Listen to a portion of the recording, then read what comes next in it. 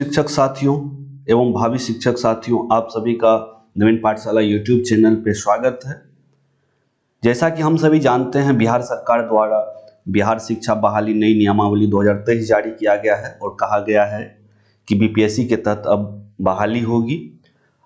BPSC के तहत बहाली में जो सिलेबस अभी तक नहीं दिया गया है तो देहरादून की स्थिति है। अब ये कन्फ्यूजन है कि कब सिलेबस होगा, सिलेबस जारी करने के बाद कितना समय मिलेगा पढ़ने को। तो इन सभी बातों को आज हम लोग यहाँ जिक्र करेंगे।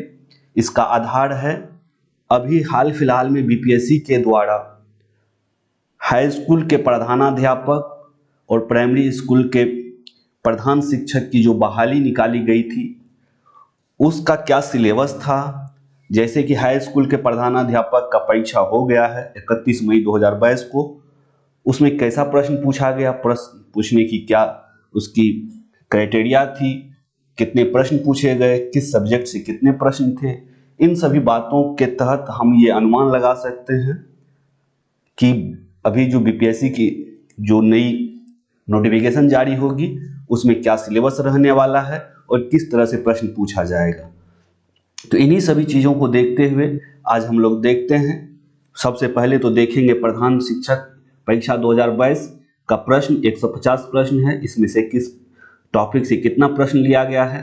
इसके बाद जो सिलेबस है प्राइमरी स्कूल के प्रधान शिक्षक के लिए और high school senior secondary school के प्रधानाध्यापक के लिए जो सिलेबस बनाया गया था उन सभी चीज़ों को बारीकी से देखेंगे।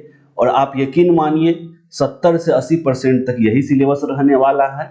और ऐसा बीपीएससी ऑफिस के किसी एक कॉन्फिडेंशियल आदमी ने ये बात बताया है कि 70 से 80% तक यही सिलेबस होगा।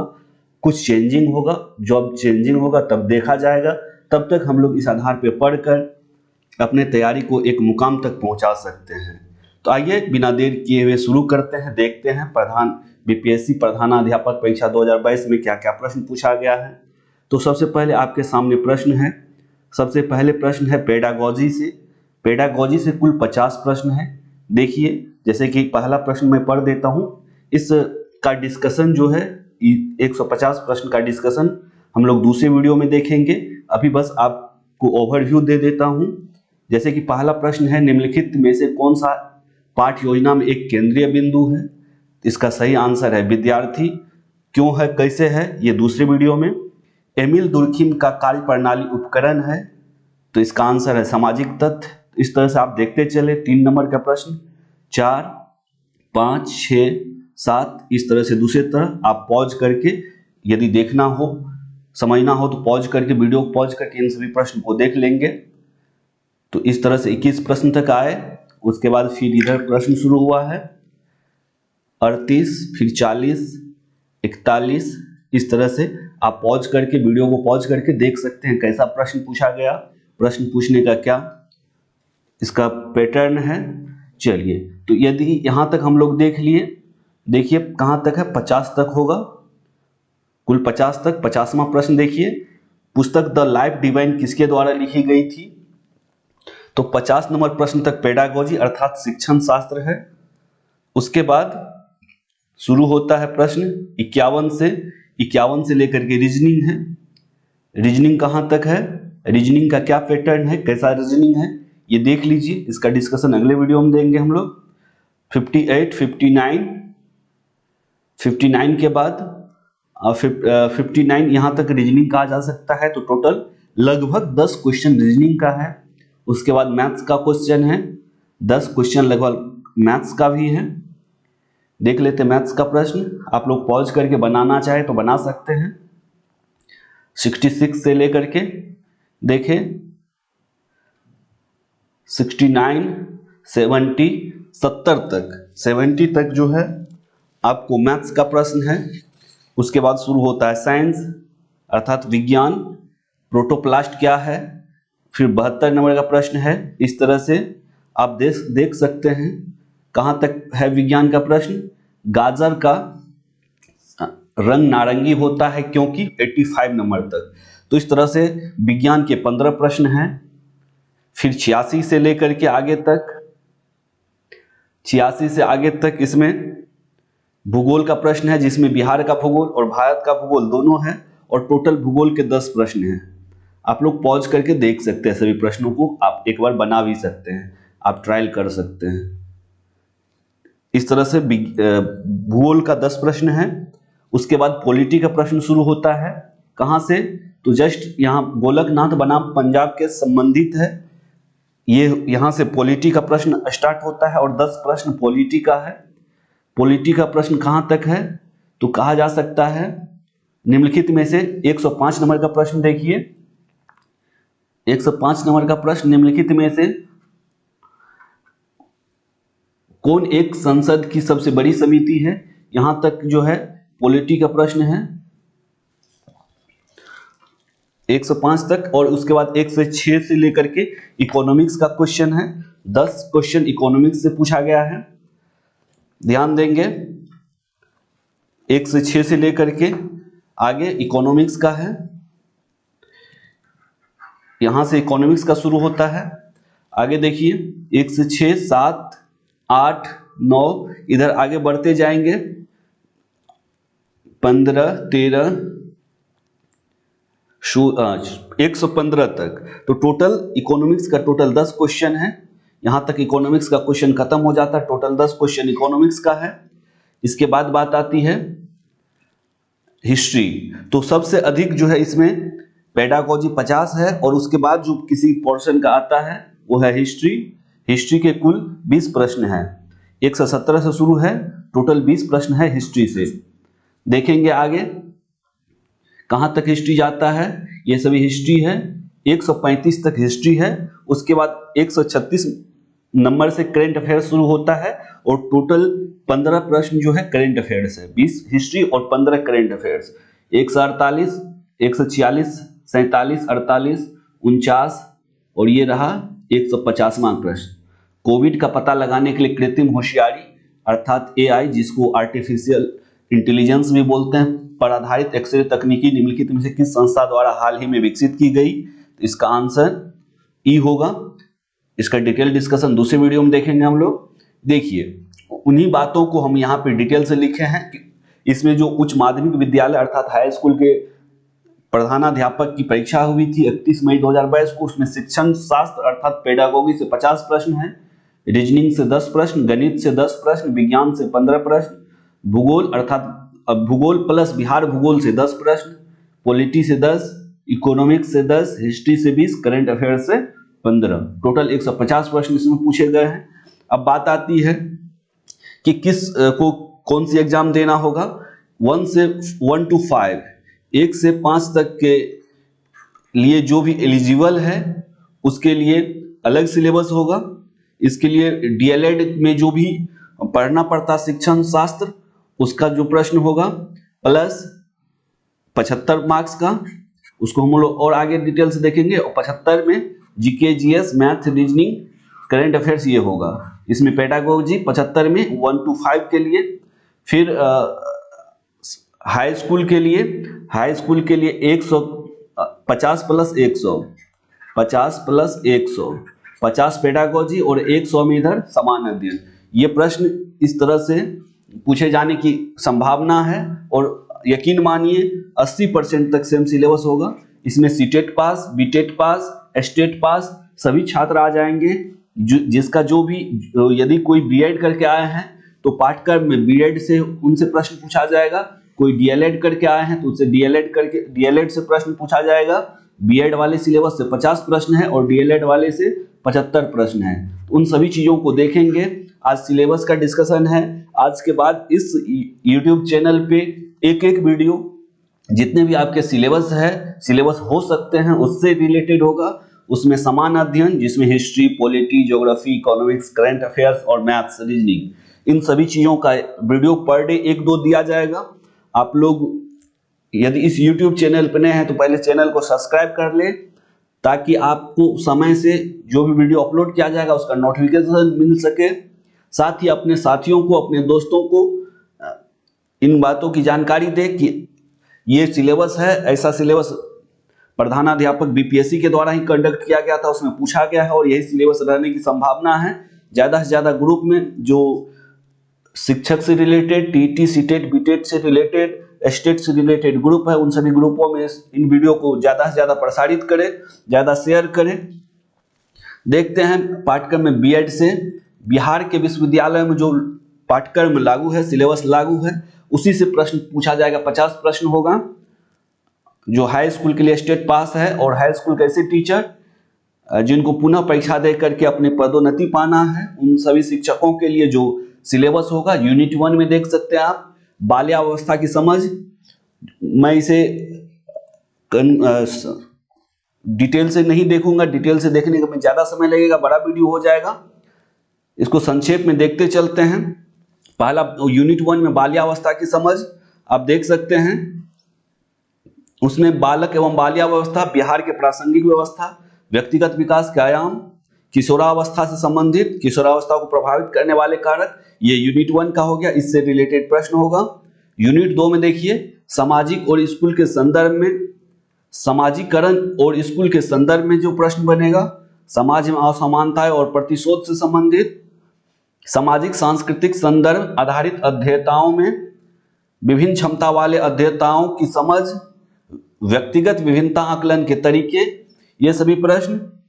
फिर यूनिट 3 में अस्मिता निर्माण की समझ, और उसके बाद उसका और डिटेल है। आप लोग वीडियो पॉज करके इसे देखना चाहते हैं, स्क्रीनशॉट लेना चाहते हैं, लिखना चाहते हैं, लिख सकते हैं। उसी से रिलेटेड है शिक्षकों और विद्यार्थियों में अस्मिता निर्माण स्थल के रूप में विद्यालय। इससे रिलेटेड अवधारणा है, कॉन्सेप्ट जिसको बोलते हैं, शिक्षा का अर्थ क्या है, परिभाषा क्या है, शिक्षा की प्रक्रियाएं क्या होनी चाहिए। इससे रिलेटेड राष्ट्रीय आदर्श को प्रतिबिंबित करने वाली शिक्षा के संवैधानिक प्रावधान, और फिर राष्ट्रीय विकास हेतु शिक्षा, शिक्षा आयोग 1964 से 66, इनसे प्रश्न होगा। एमसीक्यू ऑब्जेक्टिव टाइप प्रश्न होगा। यूनिट 4 में क्या है, दर्शन और शिक्षा। फिर दार्शनिक पद्धति, ये सभी प्रश्न। फिर भारतीय दार्शनिक विचारक, जो भारतीय दार्शनिक विचारक है उनसे प्रश्न, जिसमें कि रविन्द्रनाथ टैगोर, महात्मा गांधी, स्वामी विवेकानंद, अरविंद घोष, जे कृष्णमूर्ति, गिजू भाई बधेका। पश्चात विचारक प्लेटो, रूसो और डीवी के बारे में पढ़ना है। यूनिट 5 में है समानता के अर्थ एवं संवैधानिक प्रावधान, असमानता के प्रचलित रूप एवं प्रकृति के साथ प्रभावकारी समूह, विद्यालयों में असमानता, इसे दूर करने के लिए क्या किया जाना चाहिए, जैसे सरकारी और निजी स्कूल एक असमानता का एक कारक है। विद्यालयी शिक्षा में भेदकारी गुण, विद्यालय गुणवत्ता में अंतर, शिक्षा का अधिकार, कानून विधेयक और उनके प्रावधान, इससे रिलेटेड प्रश्न होंगे। यूनिट 6 में अधिगम एवं प्रकृति की अवधारणा, फिर बुनियादी मान्यता और अधिगम सिद्धांत, इसको पूरा आप लोग पढ़ लेंगे पॉज करके वीडियो को। ज्ञान की रचना प्रक्रिया के रूप में अधिगम, विद्यालय के प्रदर्शन और विद्यार्थी की क्षमता के साथ सीखने के संबंध, अभिप्रेरणा की अवधारणा, वर्ग कक्ष अधिगम विस्मरण, कौशल सीखने के अधिगम के अर्थ, ये है यूनिट 6 का। यूनिट 7 में देखेंगे शिक्षक के कार्य एवं भूमिका का विश्लेषण। उसके बाद है प्रभावशाली शिक्षकों से संबंधित विशेषता एवं शिक्षकों के व्यावसायिक अस्मिता, शिक्षण कार्य योजना दृष्टिगत करना, अधिगम परिणाम पर निर्णय लेना या करना, अनुदेशन के लिए तैयारी और एक योजना की तैयारी अर्थात इकाई योजना अर्थात पाठ योजना, ये सिलेबस है। इसके अलावा यूनिट 8 में है अधिगमकर्ता को प्रेरित करना, उनके ध्यान को बनाए रखना, कक्षा में विद्यार्थियों को अधिगम को प्रभावित करने वाले प्रश्न परीक्षा, उदाहरण एवं व्याख्या, शिक्षकों की दक्षता के रूप, शिक्षण की रणनीतियां, विवरणात्मक तरीका समझ के लिए शिक्षण उपागम, एडवांस ऑर्गेनाइजेशन मॉडल, पूछताछ का तरीका, शिक्षण एवं चिंतन कौशल का ज्ञान और रचना का उपागम। उसके बाद लघु समूह और बृहद समूह के अनुदेशन में उपागम, सहयोग और समन्वित अधिगम, ये होगा। उसके बाद यूनिट 9 में देखिए स्किनर, चॉम्स्की, पियाजे और वाइगोत्स्की के विशेष संदर्भ में बच्चों की भाषा कैसे सीखते हैं, इससे रिलेटेड प्रश्न होंगे। उसके बाद भाषा का सामाजिक और सांस्कृतिक संदर्भ, भाषा का राजनीतिक संदर्भ, भाषा और ज्ञान की रचना, अनुदेशन, माध्यम, समीक्षात्मक समालोचना, भारत में भाषा का स्थिति, अनुच्छेद 343 से 351 और 350 का क। यूनिट 10 में देखिए अकादमिक अनुशासन क्या है, इससे रिलेटेड प्रश्न, दार्शनिक परिप्रेक्ष्य, मानविकी परिप्रेक्ष्य, सामाजिक परिप्रेक्ष्य, ऐतिहासिक परिप्रेक्ष्य, प्रबंधन परिप्रेक्ष्य और शैक्षिक परिप्रेक्ष्य, इन सभी तथ्यों से, इन सभी टॉपिक से प्रश्न रहेगा एमसीक्यू के रूप में। विषयों के अनुशासन में शोध, आंकड़ा, संग्रहण और तरीके, निष्कर्ष, ये सभी प्रश्न होगा। इसके बाद अंत अनुशासन अधिगम क्या है? अंत विषयक विषयों की गुणवत्ता सुनिश्चित करने हेतु प्रयोग में लाए जा सकने वाले मापदंड, ये सभी होगा। इसके बाद यूनिट 11 में समानता और समता और समानता, महिला अध्ययन से जेंडर अध्ययन की ओर प्रतिमान विस्थापन, ऐतिहासिक पृष्ठभूमि जिसमें महिलाओं के शैक्षिक अनुभव केंद्रित, 19वीं और 20वीं सदी से सामाजिक सुधार आंदोलन के कुछ मील के पत्थर, लिंग, संस्कृति और संस्थान, वर्ग, जाति, धर्म और क्षेत्र के प्रतिच्छेदन, इससे रिलेटेड प्रश्न, शिक्षक परिवर्तन के अधिगमकर्ता के रूप में, पद्धति, आगमन, निगमन, व्याख्यान, विमर्श, बहुभाषिक स्रोत विधि, ये सभी प्रश्न ध्यान रखेंगे। इसके अलावा यूनिट 12 से राष्ट्र और राज्य स्तरवार पाठ्यक्रम निर्धारक, सामाजिक, राजनीतिक, सांस्कृतिक, आर्थिक, तकनीकी, सांस्कृतिक अनुस्थिति, राष्ट्रीय प्राथमिकताएं। इसके अलावा शासन पद्धति और सत्ता संबंध और अंतर्राष्ट्रीय संदर्भ, यह सभी होगा। परीक्षण, मापन, परीक्षा मूल्य निर्धारण, मूल्यांकन, आकलन, छात्र उपलब्धि प्रतिवेदन, एक समावेशी विद्यालय की अवधारणा, स्वास्थ्य की अवधारणा, शांति की समझ और मार्गदर्शन के लिए स्कूलों के संसाधनों का विकास। तो इस तरह से हम लोग देख रहे थे बीएड, जो कि बीएड बिहार के विश्वविद्यालयों में बीएड के लिए जो भी पढ़ा जाता है या पढ़ाया जाता है उनसे ही रिलेटेड, यदि आप कहीं से बीएड किए हैं, आपके पास वो बुक है, गाइड है, तो आप उनसे भी पढ़े। इसके अलावा ज़्यादा से ज़्यादा इस पे आधारित एमसीक्यू अर्थात ऑब्जेक्टिव टाइप क्वेश्चन देखें, ऑब्जेक्टिव टाइप क्वेश्चन बनाएं। और उसके अलावा इस नवीन पाठशाला यूट्यूब चैनल पे पर डे एक वीडियो एमसीक्यू के रूप में, सब्जेक्टिव के रूप में आपको दिया जाएगा, ज़्यादा से ज़्यादा इससे जुड़े और अपने दोस्तों साथियों को इनसे जोड़े। देखते हैं ये, उसके अलावा ये 50 मार्क्स का था। उसके बाद एक और पेज में है जो कि 100 मार्क्स अर्थात 100 क्वेश्चन का जो ये होगा, समान अध्ययन अर्थात जनरल स्टडीज, जिसे जीएस या फिर जीके भी बोल सकते हैं। इससे जो 100 प्रश्न होगा उसका क्या क्या टॉपिक होगा, तो सामान्य विज्ञान होगा, जनरल साइंस, राष्ट्रीय अंतर्राष्ट्रीय महत्व के समसामयिक घटनाएं अर्थात जिसे करंट अफेयर्स बोलते हैं, भारत के इतिहास और बिहार के इतिहास की मुख्य विशेषता, भारत के इतिहास के साथ साथ बिहार का इतिहास भी पढ़ना है, भारतीय राष्ट्रीय आंदोलन, उसमें बिहार का योगदान, भारत का राष्ट्रीय आंदोलन तो पढ़ना ही है, उसमें बिहार के योगदान भी पढ़ना है, जिसमें राजेंद्र प्रसाद, मजरूल हक, ये सभी, प्रभावती देवी, जयप्रकाश नारायण, इन सभी के बारे में पढ़ना हम लोग को। उसके बाद भूगोल में भी भारत का भूगोल, बिहार का भूगोल, भारतीय राज्य व्यवस्था, भारतीय अर्थव्यवस्था और गणित के, प्रारंभिक गणित के और मानसिक क्षमता जिसे रीजनिंग भी बोलते हैं, 10 प्रश्न इससे, 10 प्रश्न इससे, 10 प्रश्न इससे, 10 इससे, और इतिहास से कुल मिलाकर के ये इन दोनों से मिलाकर के 10 इससे और 10 इससे, तो टोटल कितना हो गया, 20 प्रश्न। भारत के इतिहास और राष्ट्रीय आंदोलन दोनों मिला के 20 प्रश्न। और उपयुक्त विवरण ऐसे दिया है कि आप अपने आस पड़ोस में जो भी अनुभव करते हैं, देखते हैं, उसी से आधारित प्रश्न होगा, आपको डरने की जरूरत नहीं है। आपसे अपेक्षा की जाती है कि एक शिक्षित व्यक्ति को जितना भी जनरल नॉलेज होगा, सामान्य नॉलेज होगा, उतना ही आपको भी नॉलेज रखना है और वैज्ञानिक विषयों का विशेष अध्ययन नहीं किया जाना है, बहुत डिटेल से नहीं पढ़ना है। इस तरह से आपके प्रश्न पूछे जाएंगे, राष्ट्रीय अंतर्राष्ट्रीय महत्व के घटनाओं और बिहार संबंधित प्रश्न पूछे जाएंगे। इतिहास के अंतर्गत भी विषय विशेष की समान जानकारी विशेष ध्यान दिया जाएगा। इन सभी बातों को ध्यान देंगे, देख लेंगे, इसको पॉज करके वीडियो को रोक करके देख ले कि इसमें क्या क्या है। स्वतंत्रता प्राप्ति के समय और उसके बाद स्वतंत्रता प्राप्ति से संबंधित प्रश्न पूछे जाएंगे। परीक्षार्थियों से आशा की जाती है कि वे भारतीय स्वतंत्रता संग्राम और बिहार की भूमिका पर जो प्रश्न पूछे जाए उसका उत्तर दे। और भूगोल में भारत और बिहार के भूगोल से प्रश्न होंगे। इसके अलावा सामाजिक राजनीतिक, ये जो पंचायती राज प्रणाली है, भारतीय संविधान है, देश की राजनीतिक प्रणाली, जिसमें कि आप प्रधानमंत्री को देखते हैं, मुख्यमंत्री को देखते हैं, राष्ट्रपति को देखते हैं, सांसद को देखते हैं, तो इन सभी से रिलेटेड प्रश्न ही होगा। तो डरने की बहुत आवश्यकता नहीं है, बहुत इजी है। आप जो जानते हैं, आप जो समाचार में सुनते हैं, टीवी में देखते हैं, उसी से रिलेटेड प्रश्न होगा, बस उसको बहुत ध्यान से देखना है आपको। उसके बाद गणित के 10th लेवल तक के गणित और रीजनिंग, बहुत ही बेसिक लेवल के रीजनिंग, ये सभी जो है अभी तक जो हम लोग देख रहे थे वो हाई स्कूल के टीचर के लिए था। और प्राइमरी स्कूल के टीचर के लिए जो सीटेट पास है, बीटेट पास है, उन लोगों के लिए, उन सभी शिक्षक साथियों के लिए, और जो अभी कार्यरत शिक्षक साथी हैं उनके लिए प्रमोशन के लिए जो भी बहाली होगा, उनके ये जो परीक्षा होगा उसके लिए क्या सिलेबस होगा, उसके लिए डीएलएड प्लस फिर वही समान अध्ययन होगा। डीएलएड से कितने प्रश्न, जो प्रधान शिक्षक के लिए, जो प्रधान शिक्षक की बहाली आई थी जिसका अभी तक परीक्षा नहीं हो पाया है, उसमें जो सिलेबस था उसी सिलेबस पे अधिकतर संभावना है, जिसमें कि 75-75 का 2 पार्ट था, 75 डीएलएड से रिलेटेड प्रश्न और 75 जीके जीएस से रिलेटेड प्रश्न। और इस सेम यही सिलेबस रहने की अधिकतर संभावना है। यदि थोड़ा चेंज भी हुआ तो 80% तो सेम सिलेबस रहेगा, 20% में यदि कोई चेंजिंग होगा तो उस दिन देखा जाएगा। देखते हैं जो सीटेट और बीटेट पास अभ्यर्थी है, शिक्षक साथी है, भावी शिक्षक साथी है, जिनको शिक्षक बनना है, जिनका सपना है शिक्षक बनना, उनके लिए क्या क्या सिलेबस है, क्या रिकमेंड किया गया है सिलेबस, इनको ध्यान से देखें, अपने साथियों को जोड़े, ज्यादा से ज्यादा लोगों तक शेयर करें।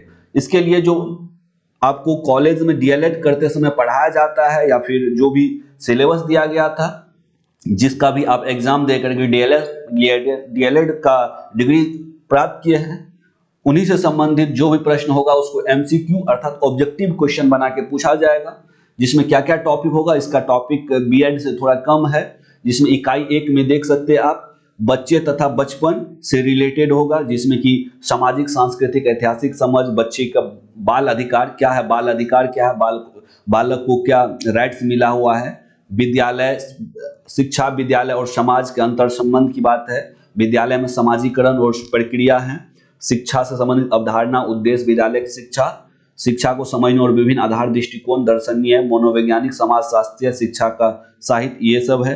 उसके अलावा ज्ञान की अवधारणा है और दार्शनिक परिप्रेक्ष्य है। इकाई 2 में महात्मा गांधी का हिंद स्वराज क्या है, सामाजिक दर्शन शिक्षा के संबंध में रेखांकित करते हुए। उसके बाद जितने भी दार्शनिक है, गिजू भाई बधेकर, Rabindranath Tagore, Maria Montessori, Jyotiba फुल्ले, Hunter आयोग और फिर डॉक्टर जाकिर हुसैन, जे कृष्णमूर्ति, डॉन डीवी, शिक्षा के लोकतंत्र के लिए, पाठचर्या तथा पाठ्यक्रम अवधारणा और विविध आधार।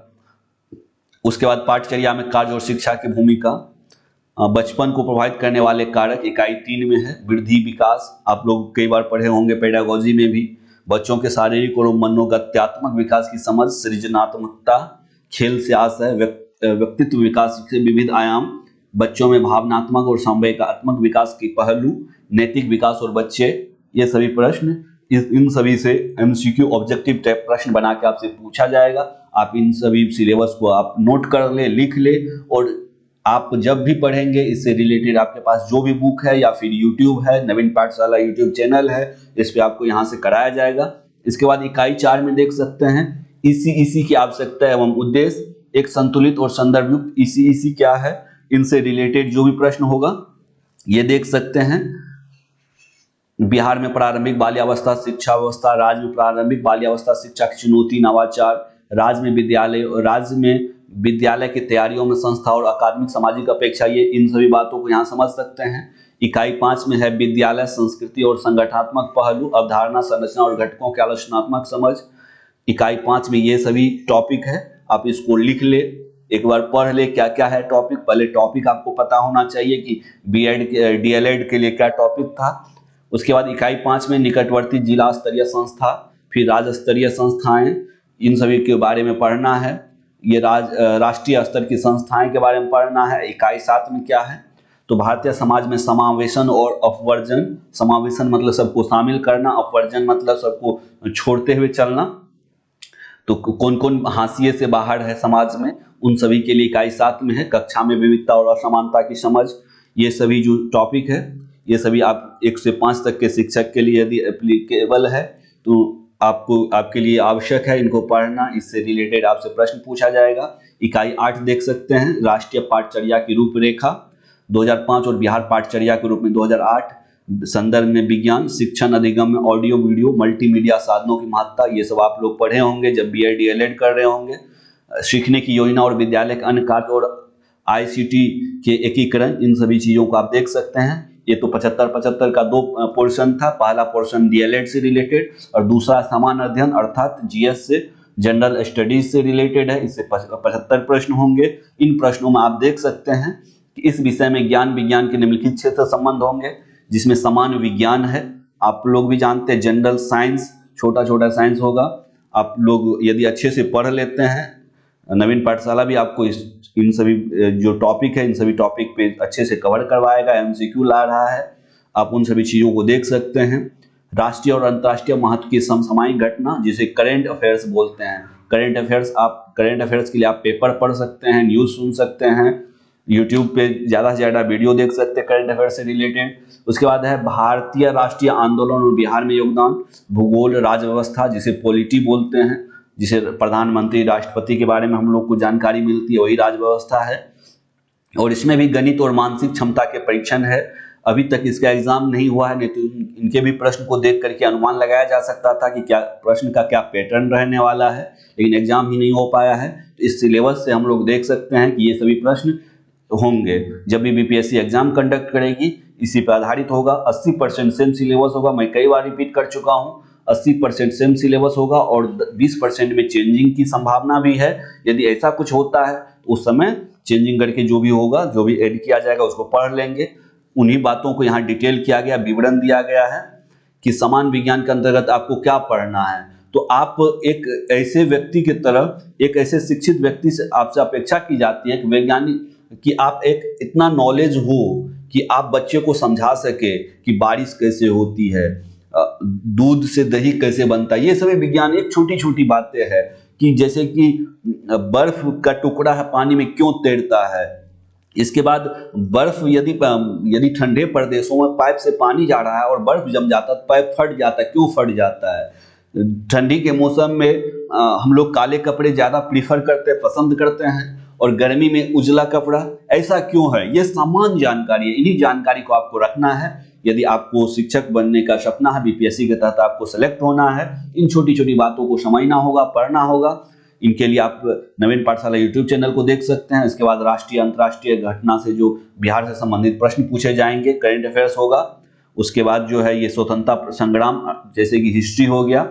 इसके बाद भूगोल से रिलेटेड, संविधान से रिलेटेड, पंचायती राज से रिलेटेड, और गणित और मानसिक क्षमता। इस तरह से आप देख सकते हैं कि ये जो 75 प्रश्न का जो 1 to 5 के लिए है और 100 प्रश्न का जो हाई स्कूल के लिए है, दोनों का सिलेबस में जो बातें लिखी गई है वो बिल्कुल सेम है, डिटो है, कह सकते हैं। इस तरह से टोटल 75 प्रश्न, दोनों के लिए अलग से वीडियो नहीं लाना पड़ेगा। एक ही वीडियो में जो जीएस का जो भी वीडियो ला रहे हैं और जो इससे पहले दिए हैं, आप जीएस के लिए एक ही वीडियो में दोनों पढ़ सकते हैं। जो 1 to 5 के लिए एलिजिबल है और जो हायर सेकेंडरी स्कूल के लिए, उच्च माध्यमिक विद्यालय के लिए जो भी एप्लीकेबल है, सब इसमें आ सकते हैं, पढ़ सकते हैं। तो इस तरह से दोस्तों, शिक्षक साथियों, भावी शिक्षक साथियों, आप लोगों के लिए एक सिलेबस लाया गया है। एक परीक्षा का क्या पैटर्न हो सकता है, अभी तक तो कह सकते हैं कि जो मछली है ये पानी में है, कुछ भी नहीं पता है। लेकिन इससे पहले की जो परीक्षा कंडक्ट कराए गए हैं उसके आधार पर हम लोग सिलेबस का अनुमान लगा सकते हैं। आपके यदि कोई संपर्क में पटना के बीपीएससी ऑफिस में रह रहे हो तो उनसे भी आप पता कर सकते हैं। और हमने जहां तक पता किया उनसे यही पता चला कि 80% तक यही सिलेबस रहेगा, 20% में कुछ चेंजिंग होगा, और जब चेंजिंग होगा उस समय बताया जाएगा। ये इस तरह से आप पढ़ाई कर सकते हैं। इस वीडियो को ज़्यादा से ज़्यादा लोगों तक शेयर कर दे। ज़्यादा से ज़्यादा लोगों तक शेयर करने से मेरा भी उत्साहवर्धन होगा। नए नए टॉपिक पे नए नए वीडियो, जितने भी बीएड डीएलएड के जितने भी सिलेबस है उन सभी सिलेबस को कंप्लीट कराया जाएगा एग्जाम तक। उसके बाद मैथ रीजनिंग और उसके बाद जो जनरल स्टडीज के जितने भी टॉपिक है, सब्जेक्ट है, उन सभी चीज़ों को हम लोग बारीकी से ध्यान से देखते चलेंगे। मेरा लक्ष्य है ज़्यादा से ज़्यादा शिक्षक साथियों का सिलेक्शन हो। इसके लिए हमेशा हम लगे हैं और आगे भी लगे रहेंगे। तो आपसे उम्मीद करते हैं कि आप इस वीडियो को पसंद करेंगे और साथ ही अपने जितने भी स्टडी रिलेटेड जितने भी जान पहचान के लोग हैं उनके साथ ये शेयर करेंगे। तो आज के लिए इतना ही, फिर मिलते हैं इसी तरह के अगले वीडियो में। हम लोग लेकर के आ रहे हैं आपको जो हाई स्कूल का प्रधानाध्यापक का जो प्रश्न था, 150 प्रश्न हम शुरू में दिखाए थे, उन सभी का डिटेल डिस्कशन। उसके बाद हम लोग टॉपिक स्टार्ट कर देंगे। 1 से 2 टॉपिक पर डे आपको बीएड और डीएलएड से रिलेटेड दिया जाएगा। उसके बाद एक जीएस से, मैथ से प्रयास किया जाएगा ज़्यादा से ज़्यादा आपको जब तक नोटिफिकेशन आए तब तक आपको क्लियर करा दिया जाए, ताकि आप शिक्षक बनने के ये क्रम में, दौड़ में आप सबसे आगे रहे, क्योंकि आपकी तैयारी पहले से शुरू हो चुकी रहेगी। यदि आप पहले से पढ़ना शुरू कर देंगे तो आप सबसे आगे रहेंगे, आपका सिलेक्शन पक्का है। तो इसी विश्वास के साथ इस वीडियो को समाप्त करते हैं। धन्यवाद। जय हिंद।